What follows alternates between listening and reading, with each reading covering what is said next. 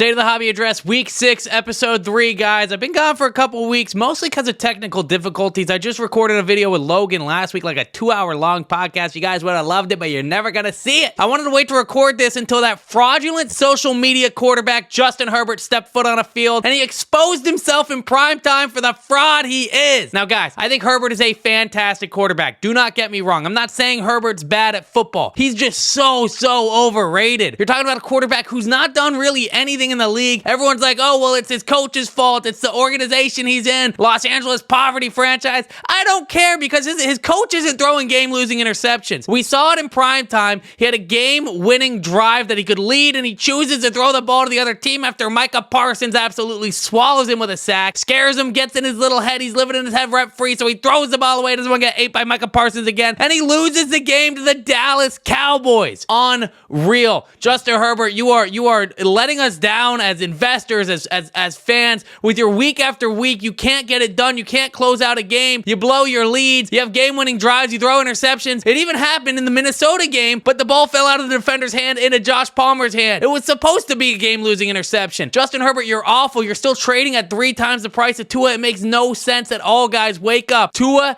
Tagovailoa, however you want to say his name, front runner MVP candidate. Finally, people are putting respect on his name. It's unbelievable how cheap he still is. Tua's out there throwing 85 touchdowns a game, dropping 70 on the Broncos, dropping 40 on the Panthers. They gave the Panthers a 2 touchdown. They gave them a full quarter start. It was 14 at the end of the first quarter. They still blew them out. Tua, Tyreek, Jalen Waddle, Raheem Mostert. They're just putting on a clinic week after week. You can take any of those guys anytime touchdown. They're probably going to score. It's unreal. Miami's playing so well. Tua is twice the quarterback Justin Herbert is. It's amazing to watch. Let's talk about that Giants-Bills Sunday Night Football primetime snooze fest to the wire. But before I talk about anything, the thing that stood out to me from that game is we saw a devastating injury, and I'm really hoping he's going to be okay. I can't quite remember his name, but you know when LeBron breaks the all-time scoring record and the camera pans over to Kareem Abdul-Jabbar like, hey, he kind of took your thing?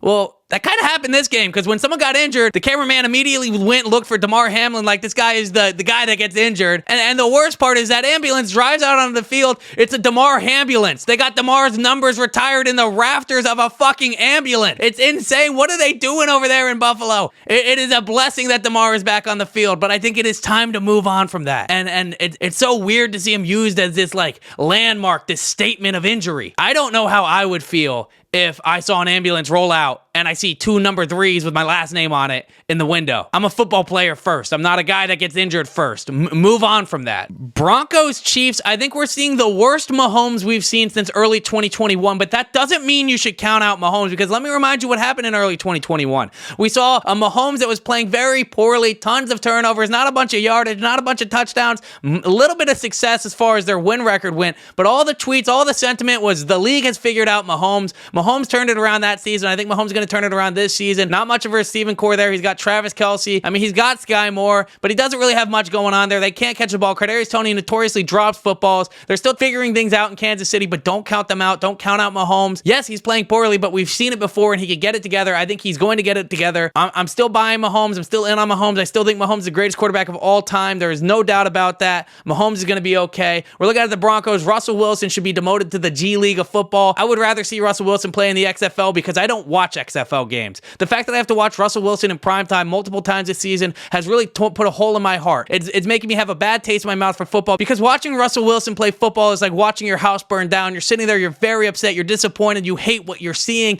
It hurts to watch. Russell Wilson is awful. He's awful. I think he's got $55 million guaranteed next year. They're kind of screwed right now with the Russell Wilson situation. He's kind of an actor who tricked us all into thinking he's a quarterback, and he's just atrocious. I hate Russell Wilson. I hate watching him play. I hate watching him in primetime. Now, looking at the Ravens, in the deleted episode last week, I said Lamar Jackson might be career one of the most overrated players of all time. I stand by that take, and I want to make one thing clear. A lot of people think the term overrated is synonymous with the term bad or not good. Lamar Jackson is a fantastic football player. He's a fantastic quarterback. I wouldn't put him in the top 5. Some people put him in their top 3. Unreal. Criminally overrated quarterback. Turnover machine. I think he's got 9 turnovers this season. I think he's lost 5 fumbles, and only 2 2 of them have been picked up by the other team. Lamar Jackson is awful. He's a glorified running back. I hate that sentiment. I hate that statement. But I mean, he's really showing it this year. He's not playing very well. He's not succeeding this year.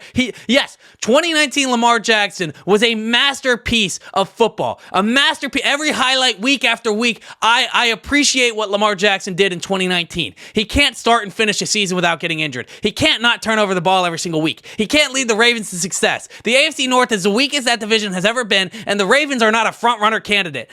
Sure, he doesn't have all the weapons that he wants. Zay Flowers is incredible. OBJ, an all-time and possible future Hall of Fame wide receiver, and he still can't win. He's awful. Lamar Jackson, career overrated player, maybe a top 10 quarterback in the NFL, and that's being very generous to Lamar Jackson. Looking at the Titans, we finally got to see Malik Willis out of Liberty University play some football, and it was ugly. It was very ugly. I mean, you could tell this guy doesn't have a lot of experience playing the game. The potential is definitely there with Malik Willis. He can scramble very well, but he can't make good decisions. The game was down to the wire. He's about to get sacked. He's by the sideline. Step out of bounds. Stop the clock. Get another play. No, he's going to fight for 1 yard. 1 yard when you need a touchdown to tie the game. He fights for that 1 extra yard, keeps the clock running. What a dumb play, Malik Willis. You're playing stupid football. I think these could be ironed out. A little more experience under his belt. Maybe he'll end up being pretty decent in the NFL. I like him more than Desmond Ridder. Let's talk about Desmond Ridder, the Atlanta Falcons, and a waste of talent. Kyle Pitts gets his 4th career touchdown, and we're all celebrating because we love Kyle Pitts.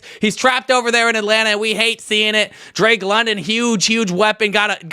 Drake London's catches week after week where he just rips the ball out of the hand of the defender. It's so fun to watch. Drake London, you're putting on a clinic. I'm so sorry to all of the offensive talent that is wasted in Atlanta because they refuse to bench that bum that they have throwing the ball. Desmond Ridder threw 1, 2, 3 interceptions that game, and he still has a job. What are you doing? He's awful. Move on. He's a sunk cost. Put Taylor Heineke in. I don't care. Anyone would be better than Desmond Ridder. You could have got Lamar Jackson, and you chose Desmond Ridder. What are you doing? Atlanta, you suck. You guys don't know how to run a team. You're wasting such a great, talented offensive core. Bijan Robinson, Tyler Algier, Drake London, all incredible, and they're wasted because they're missing the most important part of the offense, a quarterback, and I promise you Taylor Heineke will succeed better in that offense because Taylor Heineke has proven that he's a decent enough game manager. Remember when the Commanders almost took down the Super Bowl champion Buccaneers in that playoff game with Tom Brady at quarterback? Taylor Heineke, you have the potential. You're definitely much better than Ridder. Take him out. Bench him. Move on. Ridder, the Ridder project, the Ridder experiment, it's over. He stinks. He's worse than Justin Fields. He's a worse quarterback in the NFL. I think he's not even a top 50 quarterback in the NFL. It's insane. Get rid of him. I'm tired of watching him. Colts, Jags, I am devastated. It looks like Anthony Richardson is out for the season. A lot of people are pushing the narrative that he's injury prone. He's faced 3 injuries in the 3 football games that he played. It's true. He got a lot of injuries. I don't think he's injury prone though. A lot of people just read articles, see headlines, and they make decisions off of that. So let's look at Anthony Richardson's 3 injuries. This one, he landed on his shoulder. Yes, he had shoulder problems, but I think if any quarterback took a hit as hard as he did on their shoulder, they'd probably have the same injury. I don't think you could chalk that up to being injury prone. So let's look at the other injury. It was a concussion. His head slightly hit the ground a little too hard in a league that's very sensitive to concussions, rightfully so. But I think that was more of a preventative injury, a preventative bench this guy, put this guy through the protocol, than really an injury prone quarterback. That first injury, maybe a little injury prone, but we saw Joe Burrow his rookie year get injured. We saw Josh Allen his rookie year get injured. I don't think we should count out Anthony Richardson. I don't think we should call him injury prone. He's going to get a surgery and come back stronger as a dual threat all-star, sort of like Shohei Ohtani. Don't count him out. He's going to be the greatest player in the league, possibly. He's got the potential. It's there, and I'm devastated we don't get to watch him anymore this season, but I am so excited to watch him come back next year, healthy, with a fresh start. Maybe they draft some offensive weapons. Maybe he gets a better offensive line. I cannot wait to see Anthony Richardson play again, and I'm devastated to see him injured. Jamar Chase, 7-11. He's always open, and he proved it last week after venting. I was like, this guy is a diva. Jamar Chase, I hate when wide receivers are behaving the way you are, but he proved me wrong because he had like 85 receptions for like 27 touchdowns that game. Jamar Chase is playing incredible. I think now that Justin Jefferson's injured, I think Jamar Chase might be the hobby wide receiver to invest in. He's entertaining on the field. He's entertaining off the field. He's talented. He's getting touchdowns. He's always open. Him and DK Metcalf were kind of talking shit to each other, so I was excited to see that face-off. Unfortunately, DK came out a little injured. DK also very hot-headed, early onset CTE. Reminds me a lot of Antonio Brown, but with bigger muscles. 49ers. If you would have asked me last week, I would have said I was wrong about Brock Purdy. Maybe he's a little better than I'm giving him credit for. But this week, I'd take that statement back. Brock Purdy might be a system quarterback. I mean, we've all been saying it. Oh, you take away Christian McCaffrey and Debo, how good is he? We took away Christian McCaffrey and Debo, not very good. Now, I want to give him one excuse. It was very bad weather, hard weather to throw a football in, and the Browns' defense is incredible. They're one of the better defenses. I'd say they might be the best defense in the NFL. So we saw Brock Purdy play without Christian McCaffrey, Debo Samuel. He played a little poorly. I think he might be the system quarterback. A lot of people are saying he is. I think Sam Howell would succeed more in his position. I think Kenny Pickett would succeed about the same in his position. I don't know if it's a Brock Purdy thing or a San Francisco 49ers thing. Now, one thing I do want to say, though, is if Brock Purdy is such the system quarterback that a lot of people say he is, then why wouldn't the quarterback that they wasted a third overall pick on be the guy throwing the football? That's a very fair point. To say someone's a game manager is not to say that they're bad. To say someone's a system quarterback is not to say that they don't have any talent. It takes talent to be a game manager. It takes talent to be a system quarterback. You have to not make a lot of mistakes, and Brock Purdy's very good at that. Brock Purdy, system quarterback, I don't think he's the second coming of Tom Brady. Obviously, this is his first regular season loss since he played a game start to finish, and that was an incredible run that he went on, but I think it's time to move on from this Brock Purdy hype and accept that he might be the system quarterback that we all are theorizing that he is. Looking at the Raiders, Patriots, I'm going to do it. I don't like Mac Jones. I don't like Mac Jones. I don't like that I have to be the guy to sit down and defend Mac Jones. The headlines came out, Mac Jones takes a safety to lose the game. Watch the games. Don't read the headlines. The play before that, Mac Jones put them nearly in field goal range throwing a dot that was dropped. It was dropped. He has no receivers. It's not Mac Jones' fault. Leave him alone. Leave the kid alone. He's not very good at football, but he's overhated for sure. 100%. He's not as bad as the headlines coming out are. He's not as bad as the sentiment is. It is not his fault, Mac Jones. It is not your fault. You're not horrible at football. You're bad at football. You're not horrible at football. Guys, leave Mac Jones alone. It's not his fault. The Patriots have no receivers. They're not catching balls. They're dropping every other ball. It's unreal. It's frustrating to watch. If I was a Patriots fan, there would be many holes in my TV because I would take out a gun and shoot it week after week because it's just it's frustrating games to watch, and I'm so gracious that I'm not sitting there rooting for the Patriots. In fact, I don't like the Patriots, so seeing them lose brings me joy, and it's frustrating to see people sit there and blame Mac Jones, and the articles come out, Mac Jones takes a game-losing safety. No, it's not his fault. It's not his fault. It's not Mac Jones' fault. All right, guys, I think that's all for this week. Yeah, the Jets took down the Eagles. I don't have much to say about that game. Rams, Cardinals, boring game. Not a lot to say about the other games. State of the Hobby Address, Week 6, Episode 5, Episode 3, I think. Actually, Week 6, Episode 3, Final Answer is over.